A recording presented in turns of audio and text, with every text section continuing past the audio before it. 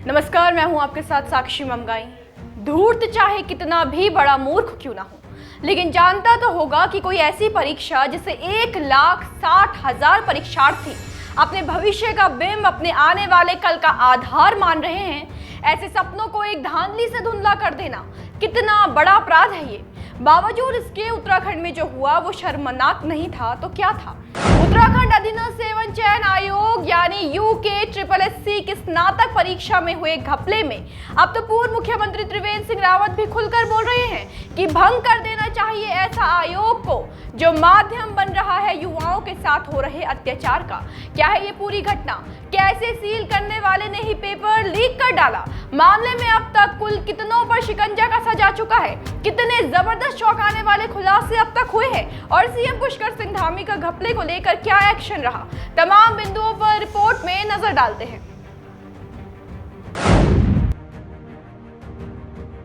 देखिए, जो उत्तराखंड अधीनस्थ सेवा चयन आयोग है, जिसे आसान भाषा में UKSSC कहा जाता है, इस आयोग की ओर से पिछले साल 4 और 5 दिसंबर को स्नातक स्तरीय भर्ती परीक्षा कराई गई थी। गौर कीजिए कि ये परीक्षा अलग अलग विभागों के 13 श्रेणी के 854 पदों को भरने के लिए की गई थी और इसी वजह से आप कह सकते हैं कि ये उत्तराखंड अधीनस्थ सेवा चयन आयोग की सबसे बड़ी परीक्षा थी।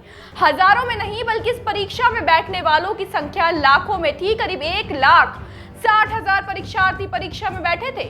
अब हुआ ये कि परीक्षा में अनियमितता और घपले की आशंका जताई जाने लगी। कुछ बेरोजगारों ने परीक्षा में धांधली का मामला उठा दिया, जिसे देखते हुए उत्तराखंड बेरोजगार संघ ने मुख्यमंत्री पुष्कर सिंह धामी को एक ज्ञापन सौंपते हुए जांच की मांग रखी। सीएम ने मामले को गंभीरता से लिया और कार्रवाई के निर्देश दे दिए।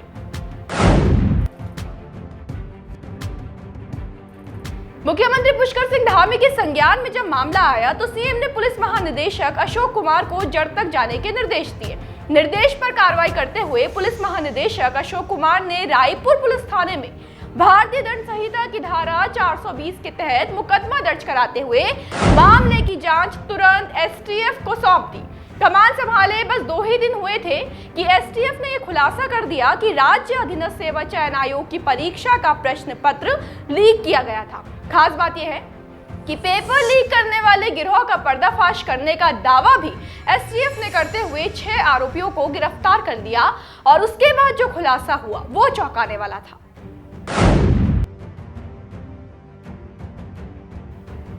बीते रविवार को DIG STF D सेंथिल अबुदेई और SSP STF अजय सिंह ने सिर्फ गैंग के खुलासे की जानकारी नहीं दी बल्कि कई शौक भी दिए। बताया कि पेपर लीक मामले का कनेक्शन किसी और से नहीं बल्कि आयोग से जुड़ी एक तकनीकी फर्म से है जिसका नाम RMS टेक्नोलॉजी सॉल्यूशन है। ये लखनऊ की वो कंपनी है जिसे आयोग की ओर से परीक्षा के पेपर छापने का गोपनीय कार्य दिया गया था। खुलासा हुआ कि इस आउटसोर्स कंपनी के कर्मचारी जयजीत दास ने चयन आयोग के एक पूर्व आउटसोर्स कर्मचारी मनोज जोशी, कोचिंग सेंटर संचालक कुलवीर सिंह चौहान और परीक्षा देने वाले 2 युवकों के साथ मिलकर पेपर लीक किया था। अच्छा, यहाँ ये देखिए कि ये जो 2 युवक है, परीक्षा में इनकी 42 और 53वीं रैंक भी आई है। खैर, गुत्थी अभी भी पूरी नहीं सुलझी थी। 6 गिरफ्तारियों के बाद भी STF ने जांच जारी रखी और फिर एक नया खुलासा मामले में किया। बताया कि पेपर लीक करने में सबसे बड़ा हाथ किसका था।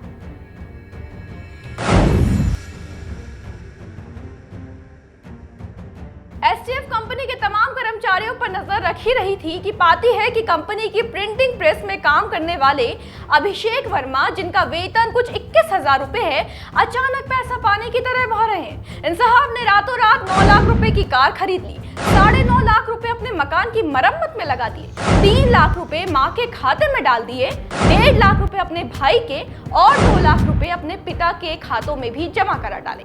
STF को शक हुआ और वो पड़ताल में लग गई। ये कर्मचारी इस मंगलवार को देहरादून आया, इसे पूछताछ के लिए बुलाया गया।